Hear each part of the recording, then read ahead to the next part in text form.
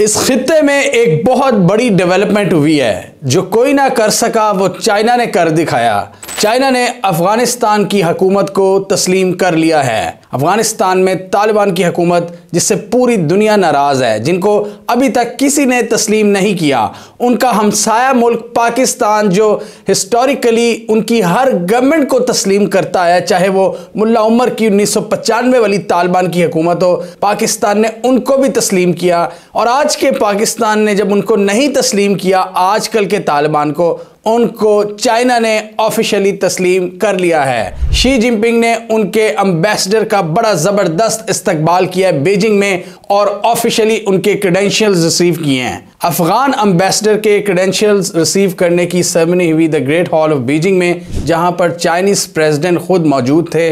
और इससे यह पैगाम जाता है कि चाइना ने पूरी दुनिया को एक बड़ा पैगाम दिया है कि आप जो नहीं कर रहे वो हम कर रहे हैं। और ये जो इंटरिम हुकूमत है अफगानिस्तान में तालिबान की, इसकी पहली ऑफिशियल रिकग्निशन है जो कि चाइना की तरफ से आई है। आज की इस वीडियो में हम देखेंगे इस डेवलपमेंट की सिग्निफिकेंस और किस तरह ये खित्ते में माहौल को तब्दील करने में अपना किरदार अदा करेगी। इस ग्रेट पावर गेम में कौन आगे जाएगा? क्या चाइना को इसका नुकसान होगा या फायदा? चाइना के प्रेसिडेंट ने वेलकम किया असदुल्ला बिलाल करीमी को, जो कि अफगान एम्बेसडर तैनात हुए हैं चाइना के अंदर। चाइना ने अपने ग्रेट हॉल ऑफ पीपल में यह सेरेमनी मुनक्किद की, जिसमें चाइनीज प्रेसिडेंट के साथ साथ क्यूबा, ईरान, पाकिस्तान और 38 दूसरे ममालिक के एम्बेसडर्स मौजूद थे। एक सहाफ़ी ने सवाल किया चाइनीज फॉरेन मिनिस्ट्री से कि क्या ये तालिबान की ऑफिशियल रिकग्निशन है चाइना की तरफ से, तो उन्होंने इस सवाल को अवॉइड करने की कोशिश की और डायरेक्ट जवाब देने से इज्तनाब किया। उन्होंने कहा कि चाइना इस बात पर यकीन रखता है कि अफगानिस्तान को आलमी कम्युनिटी से एक्सक्लूड नहीं करना चाहिए। उन्होंने कहा कि ये एक नॉर्मल डिप्लोमेटिक प्रोटोकॉल था उनके क्रेडेंशियल्स को रिसीव करना, जो कि चाइना ने किया है। और ये याद रहे कि अभी तक किसी कंट्री ने इस तरह की ऑफिशियल सेरेमनी में उनके एम्बेसडर के क्रेडेंशियल्स एक्सेप्ट नहीं किए अपने अपने मुल्कों में। वैसे कई ममालिक में उनके सफ़ीर बैठे हुए हैं अफगान्स के, लेकिन ऑफिशियल रिकग्निशन नहीं हुई। और ये इकदाम देखा जा रहा है कि चाइना ने इनको तस्लीम कर लिया है। इस हवाले से अफगान हुकूमत के जो स्पोक्स पर्सन है ज़बीउल्लाह मुजाहिद, उनका ये कहना था कि चाइना वो चीज़ समझ गया है जो कि बाकी दुनिया नहीं समझ रही। अफगानिस्तान की इंपॉर्टेंस को समझना पूरी दुनिया के लिए बहुत ज़रूरी है और चाइना ने यह करके दिखाया है। अफगान हुकूमत के स्पोक्स पर्सन का ये कहना था। और साथ ही उन्होंने अपने ट्विटर हैंडल पर यह भी लिखा कि we are not living in a unipolar world, यानी अब पावर का सर चश्मा सिर्फ एक नहीं, और उनका इशारा अमेरिका की तरफ था। और उनका ये मतलब था कि अब पावर सेंटर्स मल्टीपल हो चुके हैं पूरी दुनिया में, और उनमें से चाइना भी एक अहम ताकत का मरकज़ है। और साथ ही अफगान हुकूमत के तर्जुमान ने ईरान, रशिया और पाकिस्तान वगैरह को भी मशवरा दिया कि वो भी चाइना की तरह हमें रेकग्नाइज करें ऑफिशियली और हमारे से डिप्लोमेटिक ताल्लुकात का आगाज़ करें। ये हमने सितंबर में देखा था कि किस तरह चाइना अफगान हुकूमत के साथ ताल्लुकात को उस्तवार करने की तरफ बढ़ रहा है। हमने देखा था कि चाइना ने वहाँ पर अपना एक नया एम्बेसडर तैनात किया और उसकी भी एक प्रॉपर सेरेमनी हुई थी काबुल में, जिसको अफगान तालिबान ने पूरा अरेंज किया था। तो उस वक्त ही हमने ये देखा था कि किस तरह चाइना इनके साथ डिप्लोमेटिक ताल्लुकात बहाल करने के बहुत करीब है, और वो भी स्टेप एक बहुत इंपॉर्टेंट स्टेप था। और आज जो ये चाइनीज़ प्रेसिडेंट ने किया है, ये भी उसी सिलसिले की कड़ी है। यहाँ पर एक्सपर्ट्स का ये कहना है कि चाइना यहाँ प्रैग्मेटिक अप्रोच के साथ चल रहा है, जहाँ पर पूरी दुनिया तालिबान पर क्रिटिसाइज़ कर रही है कि वो औरतों को पढ़ने नहीं दे रहे, वो अपनी जो सरजमीन है उस पर दहशतगर्दी का खात्मा मुकम्मल तौर पर नहीं कर पा रहे, और ह्यूमन राइट्स के हवाले से वो इक़दामात नहीं कर रहे। तो इन चीज़ों के हवाले से जो अफ़गान हुकूमत पर तनकीद होती है, चाइना इन चीज़ों को फ़िलहाल साइड पर रखकर एक प्रैग्मेटिक अप्रोच के साथ आगे बढ़ रहा है और वो इनसे ताल्लुकात उस्तवार कर रहा है। जैसा कि हम सबको पता है कि अफगानिस्तान की जो जियो स्ट्रेटेजिक इंपॉर्टेंस है वो बहुत ज़्यादा है, और ये ज़मीन के उस खित्ते पर लाया करता है जहाँ पर हिस्टोरिकली पावर्स आई हैं और उन्होंने अपना इन्फ्लुएंस बढ़ाने की कोशिश की है। हिस्टोरिकली पहले ब्रिटिश किंगडम ने यहाँ पर अपना असर और रसूख कायम करने की कोशिश की और अफ़गानियों से लड़े। उसके बाद सोवियत यूनियन आई और इनसे टक्कर लेने के बाद वो टूट गई। फिर अमेरिका बहादुर आया 2001 में और वो भी कामयाब नहीं हो सका। अमेरिका बहादुर 2001 में तालिबान की हुकूमत को गिराने आया था और जब 2021 में यहाँ से निकला तो तालिबान की हुकूमत ही कायम करके गया। तो ये इस लेवल की अमेरिका को शिकस्त खानी पड़ी अफगानिस्तान में, और इसको एम्पायर्स का ग्रेवयार्ड भी कहा जाता है। वैसे तो पूरा मुल्क तबाह बर्बाद हो जाता है, लेकिन मिलिटरीली इनको आज तक कोई नहीं हरा सका, और ये इतने मजबूत हैं कि ये सुपर पावर्स को घुटने टेकने पर मजबूर कर देते हैं। सुपर पावर्स के पास latest technology, artificial intelligence, latest equipment, ammunition, military bases सब कुछ होती हैं, जबकि इनके पास चप्पलें और होंडा 70s। इस पर ये सुपर पावर्स का मुकाबला करते आए हैं और इनको हमेशा से ही कामयाबी मिली है। और चाइना अफगानिस्तान के साथ अब नई अपॉर्चुनिटी को एक्सप्लॉइट करना चाहता है। चाइना का एक छोटा सा बॉर्डर लगता है अफगानिस्तान के साथ, जो बदख्शान प्रोविंस है। हमने 2-3 साल पहले बड़ा डिटेल में इसको एक्सप्लेन किया था कि चाइना यहाँ पर अब अपना असर रसूख चाहता है, लेकिन मिलिटरीली नहीं।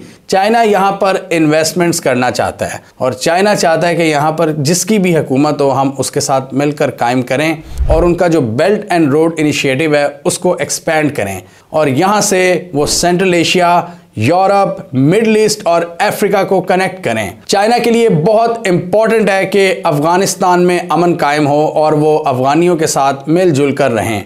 इससे चाइना के कई ख्वाब पूरे होते हैं। इससे सी पैक भी कामयाब होता है। इससे अफगानिस्तान के साथ जो प्लान्ड कॉरिडोर्स हैं वो भी कामयाब होते हैं। उससे अफगानिस्तान के अंदर जो चाइनीज़ इन्वेस्टमेंट्स हैं वो भी सिक्योर होती हैं, और जो ट्रेड रूट्स हैं वो भी बहाल होते हैं। तो यहाँ पर चाइना एक लॉन्ग गेम का सोच रहा है, और जब पूरी दुनिया इनको इग्नोर कर रही है, इनके फंड्स को मुंजमद कर रही है, इनको तस्लीम नहीं कर रही, इनको दहशतगर्दों का सरपरस्त कहती है, तो वहीं पर चाइना कहता है कि हम इनके साथ मिलकर चलेंगे। यह है चाइना की एक प्रैग्मेटिक और प्रैक्टिकल अप्रोच, जिसके ज़रिए चाइना स्लोली अफगानिस्तान और आसपास के रीजन में अपना इन्फ्लुएंस कायम करना चाहता है। और ऊपर इसके सेंट्रल एशिया है, जो कि कभी सोवियत यूनियन का पार्ट हुआ करता था, और यहाँ से वो रशिया की एंट्रेंस चाहते हैं कि यहाँ रशिया, चाइना, ईरान और पाकिस्तान मिलकर काम करें अफ़गानिस्तान के साथ, और एक मजबूत ख़ित्ता बनाने में अपना किरदार अदा करें।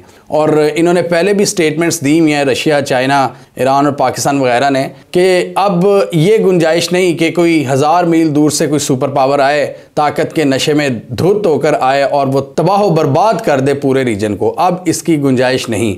इसलिए अब इन मुल्कों का ख्वाब है कि हम मिलकर एक अलायंस बनाएं और फॉरेन इंटरवेंशन का रास्ता रोकें, और कनेक्टिविटी, रीजनल कनेक्टिविटी पर काम करें, जिससे इकोनॉमिक बेनिफिट्स हों, ट्रेड रूट्स फलें फूलें। और सी पैक और दूसरे जो तिजारती राहदारी हैं वो इसी प्लान का हिस्सा हैं। अब चाइना इनके साथ मिनरल डील्स भी कर रहा है, जहां पर ये मिनरल्स की जो एक्सट्रैक्शन है उसका काम करेंगे। इसके अलावा जो ट्रांसपोर्ट रूट्स हैं, जो ट्रेड कॉरिडोर्स हैं, उनकी बहाली, क्योंकि बड़े पुराने ट्रेड कॉरिडोर्स हैं जो अफगानिस्तान से गुजरते हैं, लेकिन वो एग्जीक्यूट नहीं हो पा रहे सिक्योरिटी सिचुएशन की वजह से। तो चाइना अब उनको बहाल करना चाह रहा है, और इसीलिए वो इस रीजन को सिक्योर बनाना चाहते हैं। जैसे हमने देखा कि सऊदी अरब और ईरान की भी दोस्ती करवा डाली। चाइना अब इन सबको समझा रहा है, सऊदी अरब, ईरान, अफगानिस्तान, पाकिस्तान, कि ये लड़ाइयों शड़ाइयों में ना पड़े, आप कनेक्ट हों, ये रीजनल एक ब्लॉक बनाए जिसके ज़रिए हम तिजारत करें और यूरोपीय यूनियन की तर्ज पर हम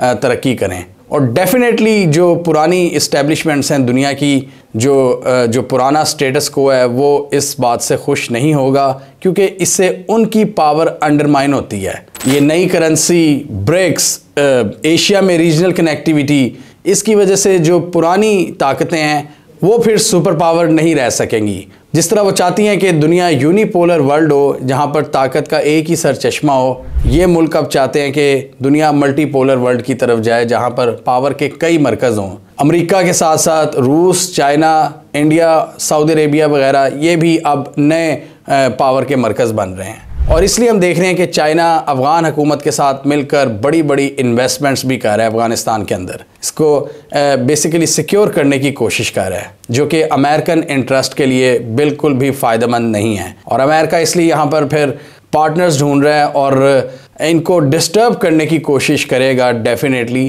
ताकि चाइना का असर व रसूख ना बढ़ सके। और इसलिए फिर पाकिस्तान जैसे मुल्क भी बड़ा इक्वेशन में आ जाते हैं, बड़ा इंपॉर्टेंट उनका किरदार बन जाता है, डिफाइनिंग प्लेयर्स बन जाते हैं कि पाकिस्तान फिर जिस तरफ होगा वही साइड फोकियत ले जाएगी। अगर यहाँ पर पाकिस्तान अमेरिका को अकोमोडेट करने की कोशिश करता है तो मुमकिन है कि यहाँ पर अमेरिका की राह एक बार फिर हमवार हो जाए, और अगर पाकिस्तान रीजनल ब्लॉक के साथ आ जाता है जैसे कि पाकिस्तान का मंसूबा था, तो उससे पाकिस्तान के लिए जो रीजनल कनेक्टिविटी की अपॉर्चुनिटीज़ हैं वो बढ़ जाएंगी। लेकिन जो ओल्ड स्कूल, जो पुराना जो हमारी दोस्तियां थीं, जो हमारे पुराने ताल्लुकात थे, वो ख़राब हो सकते हैं अमेरिका से या दूसरे अमेरिका के दोस्तों से। चाइना की ये एक पुरानी अप्रोच रही है कि वो डिफ़िकल्ट रीजन्स में इन्वेस्ट करता है और वहाँ से मैक्सिमम आउटपुट गेन करने की कोशिश करता है। आप देखें ना, उन्होंने बलूचिस्तान जैसे रीजन में जो एक बहुत ही डिस्टर्ब्ड एरिया है, वहाँ पर CPEC के ज़्यादा से ज़्यादा